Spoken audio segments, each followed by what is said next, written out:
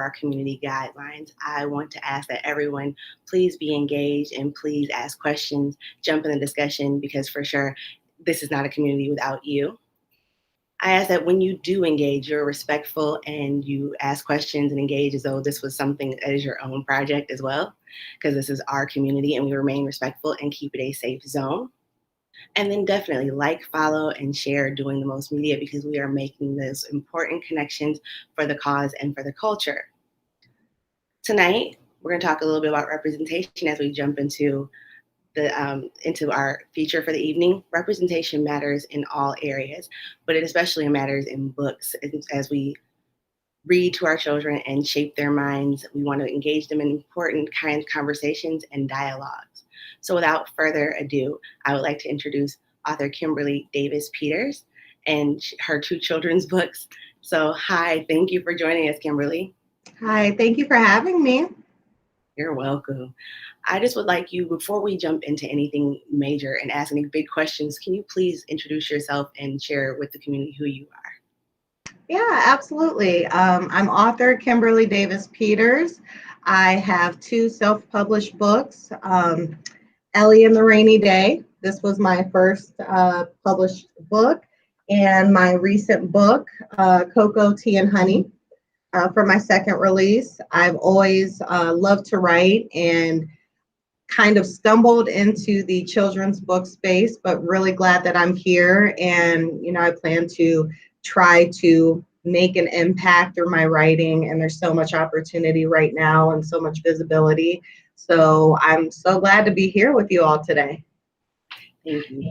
You said something about stumbling into writing. I was going to ask you how you got into writing and specifically children's books. Can you share with us a little bit about that journey? Absolutely. I have, for as long as I can remember, I've always had a love of books and literature and just writing itself. So, from a young age, writing poems and songs even and things like that. And, growing up and going into the corporate world, writing some content for businesses and products and things like that. And then, and somewhere along that journey, I became a parent. And because I have a love of reading, I was very excited to kind of introduce that love to my little one, 4-year-old little girl. And there was a particular event at her school, which was a book fair. And so I was super excited. We were really gearing up for this book fair. And it's a pretty well-known book fair. And so there were hundreds of books at the school. And we walk in and we're really excited. And I was disappointed because out of hundreds, there were only 3, I believe, with, a character of color on the cover. And there were a ton of, animals and, monsters and other things. And so it was very disappointing because I went in with that specific purpose because I think it's very important today. I didn't have this opportunity growing up to see that representation in the books I read. And I didn't necessarily think about it either, but as an adult and as a parent, I understand how important it is for a child to see themselves in what they read.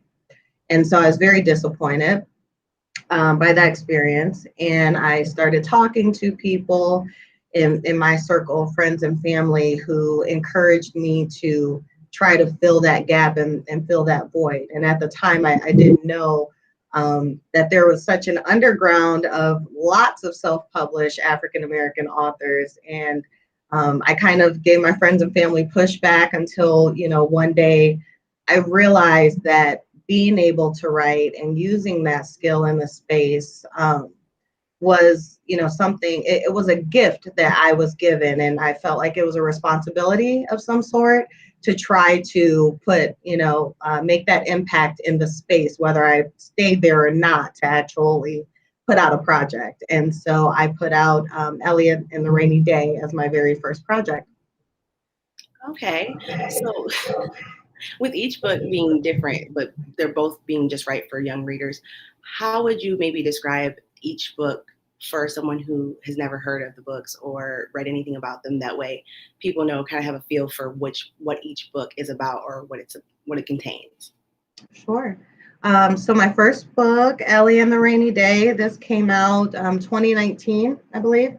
And I would say for me it was a safe comfort zone type of story because I took a very simple situation scenario, which was a little girl not being able to play outside on a rainy day and spending time with her mother who helps her find alternatives to still being able to have fun. And at the end of the day she realizes that the day didn't start the way she wanted to, but she absolutely had fun. So to me, I really wanted children to walk away with an understanding that things are not always going to go your way.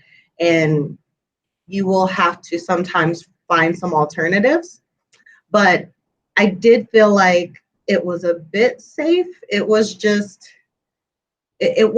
necessarily challenging for me. It was checking a box. Yes, I did it. I put the story together, kind of like boom, boom, boom. And so after Ellie and the Rainy Day, I had some time to think about whether or not I wanted to stay in this space and, continue to really dig into being a children's author. I did a ton of research because I love to learn. So I became a student of the different kind of facets of the process and a little bit more intricate. And I thought about a lot about what I wanted my voice to be like as a author, as a children's author. And I knew that it was going to be a little bit more multifaceted, I'll say, than Ellie and the Rainy Day. So I saw an episode of Blackish, and I don't know if some of you out there may know exactly what I'm talking about. But there was an episode where Jennifer Lewis was talking. They were talking about skin tone, and at the end of the episode, Jennifer Lewis's character was talking about how her character had to play. I believe it was in the backyard when she went to visit her cousins because of the color of her skin. And I know it's a character and it's a show, but that content I believe rings true with a lot of people. Unfortunately, that is a really unfortunate part of our history that you still see today in some sort, as far as colorism and too light and too dark and the different perceptions that come with that. And that's really deep. It's really deep for kids. But I did think about what a shame it was, and was there an opportunity to reach children in the age range that I write for, 2 to 6, and kind of share a message that can open up a conversation or at least plant some seeds in their mind to start to understand that beauty is multifaceted. And that is where cocoa tea and honey came from. So and then I started thinking about what that book would look like or feel like at all. And in the middle of the night I woke up and literally had cocoa tea and honey in my mind. And I like to start with titles a lot of times and then write the content kind of backwards in that way. So I had the title, wasn't really sure what to do with it. I thought about it a lot. And then it dawned on me that cocoa tea and honey represented different shades of brown. And I just went down that path. And so I created a beautiful story about 3 girls that are talking to each other. They're all different shades of brown and they're celebrating their beauty and their skin tone, but they're also celebrating the beauty in skin tones that are not like their own. So every character in the book is a different shade of brown. And it also has a common theme of we have differences as far as skin tone, but we still like to play together. And when it comes to friendships, it's important that we're kind and, just those basic elements, really trying to take a heavy subject and break it down into bite-sized pieces for a child in the 2 to 6 age range. I get what you're saying about that first safe book, because that second book definitely opens that conversation up and brings it to kids. I'm sure there's plenty of adults who have sat around and tried to figure out how to have some of these conversations, or how to, when something like that comes up and even comes into the home, how to go ahead and address it once it's come up, because those are some big topics, and it's a really big topic for some, for that age range, for 2 to 6.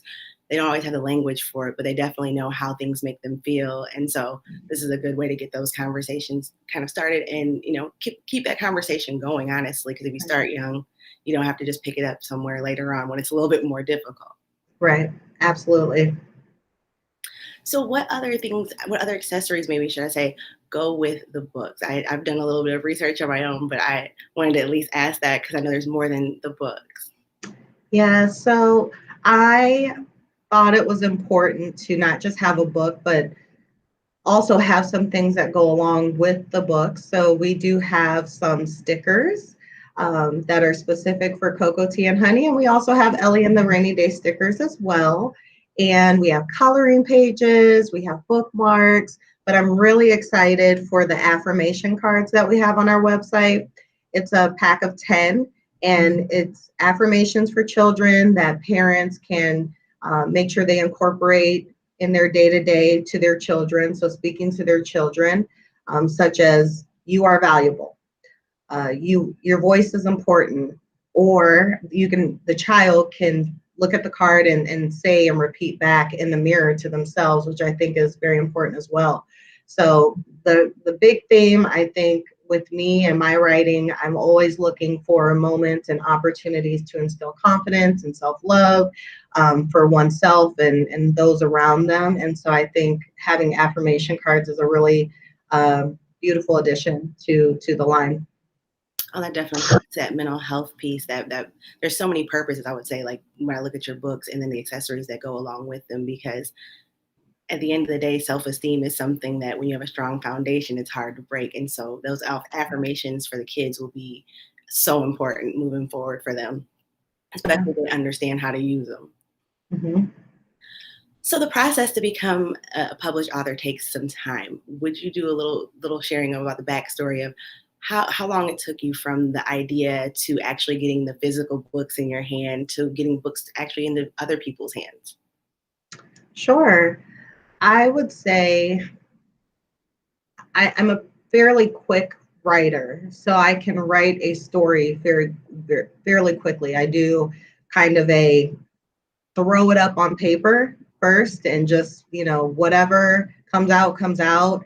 And it's very important to me that I have pen and paper to do that. And then I do another round on paper where I try to clean it up and create some formation, because I know that a children's book, is going to have a range of number of pages and kind of how that layout would be. And so I try to clean it up a little bit. My third kind of go round for draft is then moving it to the computer, cleaning it up a little bit more, and my vision for the illustration as well.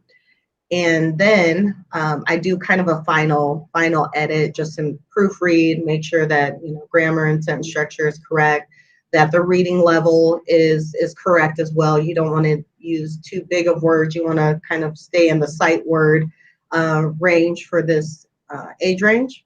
And then I send it off to the editor. And then at that point, when I send it off to the editor, I'm the process really starts where I'm dealing with other people, an editor and an illustrator, and working on their time frame. And then after the illustrator the layout has to be put together, and then after the layout, we're uploading and moving into a print phase for print and for website as well. So the process, I've kind of pinned it down to, I would like to start 6 to 9 months in advance. So I have a book I started pretty early for my next project that I hope to have out in June. So that does meet the 6 month range, but I'm also thinking about next year as well, as much lead time as I can give myself in case anything outside of my control happens that's unexpected, and I can kind of course correct. Also, the pre-order process and the pre-marketing process before the book is ever, or while it's finishing in production, and doing tours and interviews and things like that, and making sure that I have a book in hand to do that when I'm planning all that out. So I prefer about 6 to 9 months per book. Definitely, you gotta have that time, and it sounds like you also plan in a little bit of extra time for anything to possibly, change or need to be transitioned into something else. Yep, Let me ask, absolutely. do you work closely with the illustrator, or is that something that you're not as hands on with, or just for reference? Very involved. I am not the best drawing that you will get out of me is a stick figure, and I'm just not even joking. Um, as good of a writer as I am, or people say I am, or I think I am, it's the complete opposite for illustration. So I say that to say it's really important that I choose the right partner to bring the story to life. And with Ellie and the Rainy Day and Cocoa Tea and Honey, they both have a different illustrator. This next project I'm working on has a new illustrator, and I'm very closely involved as I'm doing that cleanup editing process before I actually send it off to the editor.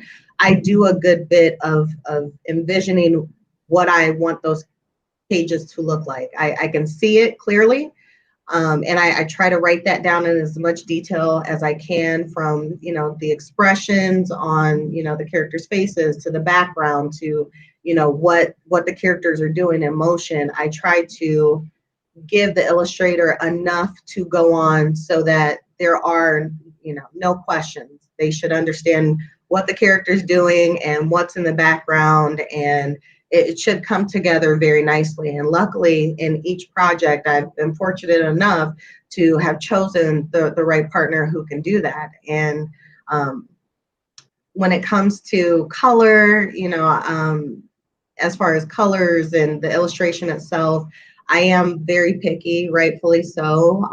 I do gravitate toward more textured illustrations, and a lot of texture. I do shy away from more flat, computerized graphics, if you will.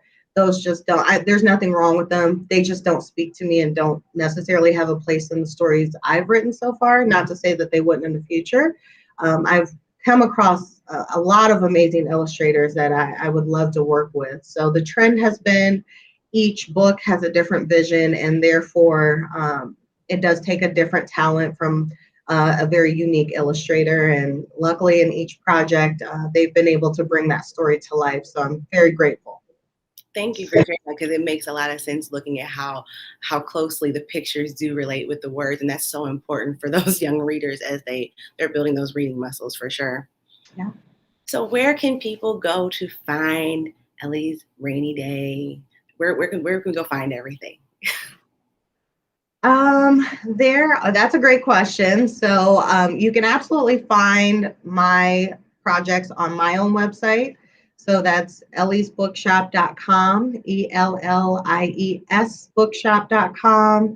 I also work with some amazing, amazing just people in the industry. So you can also find my books on the literacy shop, where they're right at home with a bunch of other um, authors, African American authors, and authors of color, and more books with representation as well.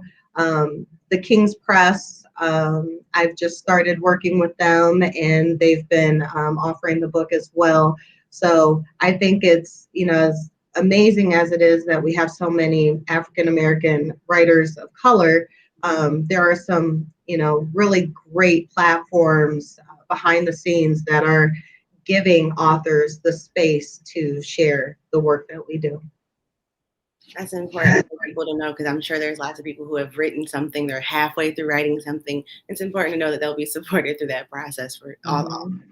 whenever they choose to pick up and move into the publishing phase of everything. Yeah.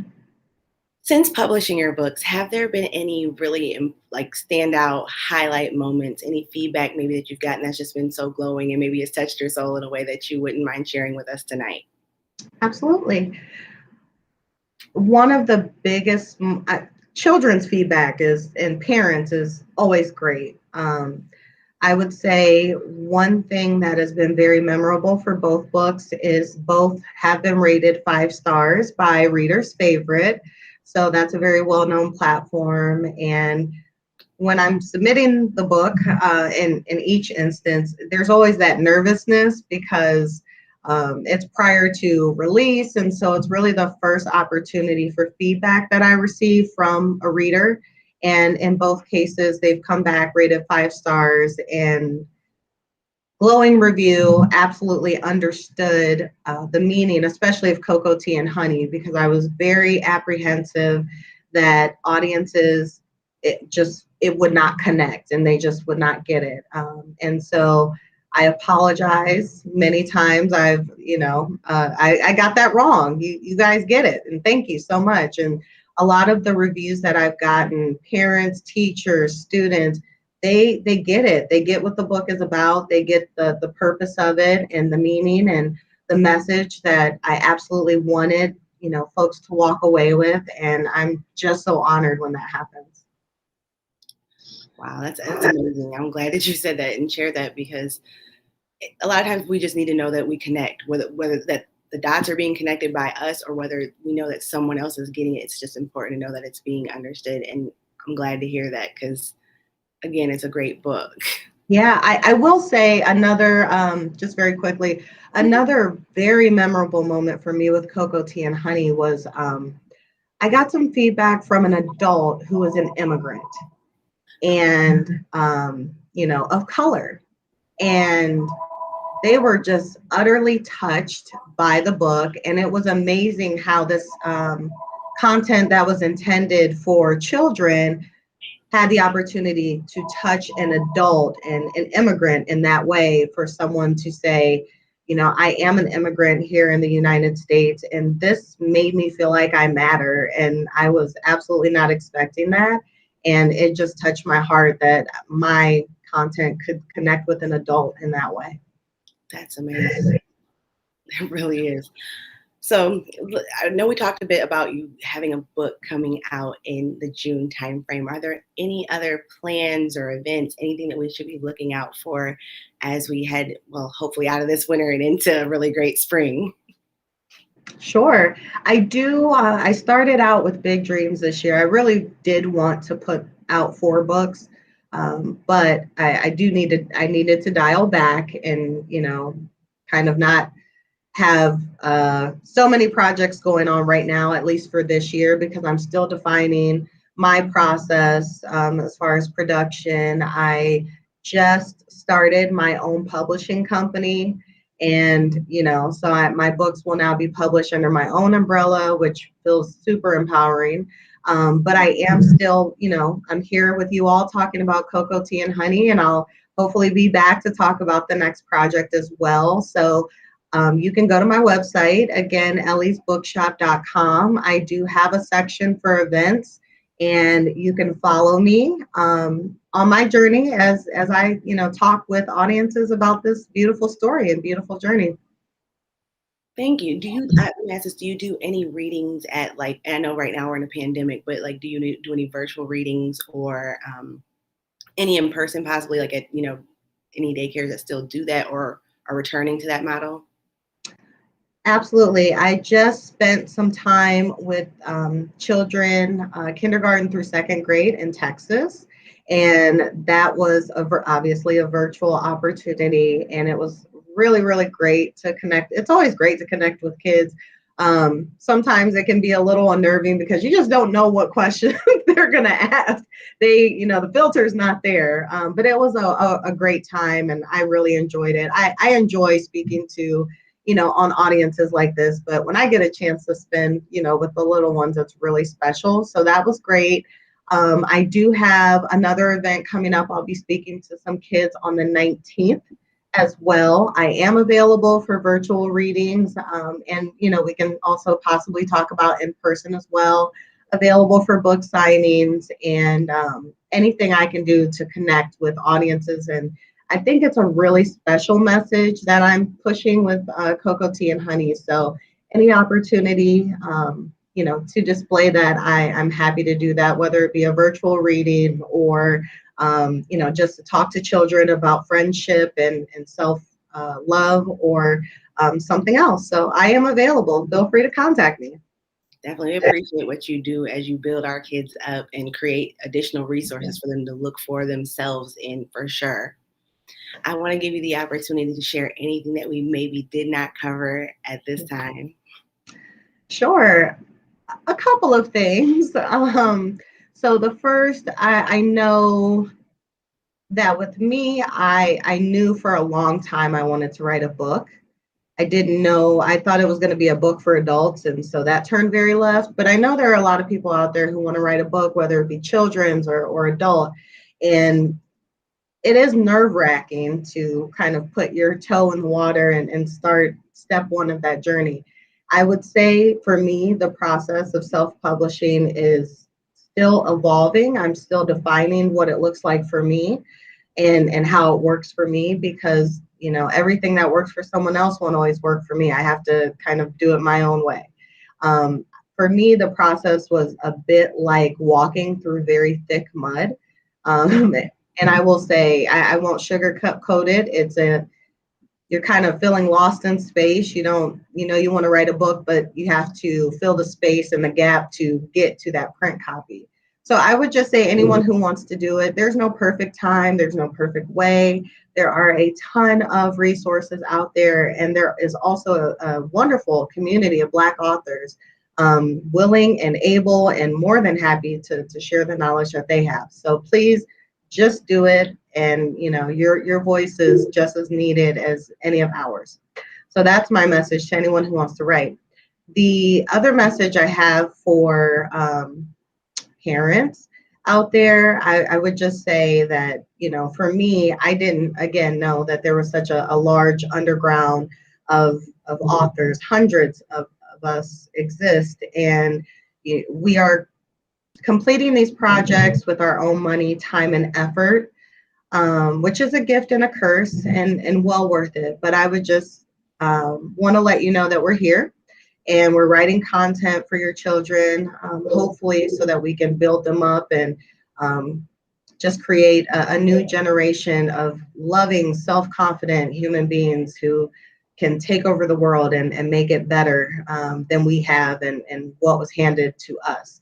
And so from that aspect, I would ask for your support and say, please seek and find us authors and fill, I would challenge you to fill your bookshelves, whether you're white, Black, or something in between. It's important that the diversity that we have in the country is represented in the stories that we read to our children.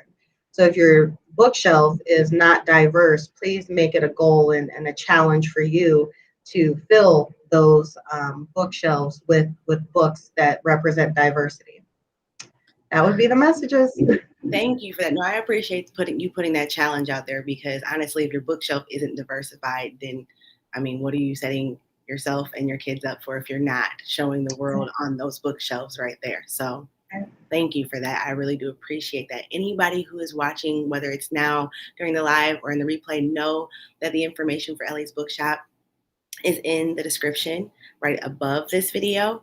And so feel free to click on those links and go find these books and definitely delve into all the authors that are out there.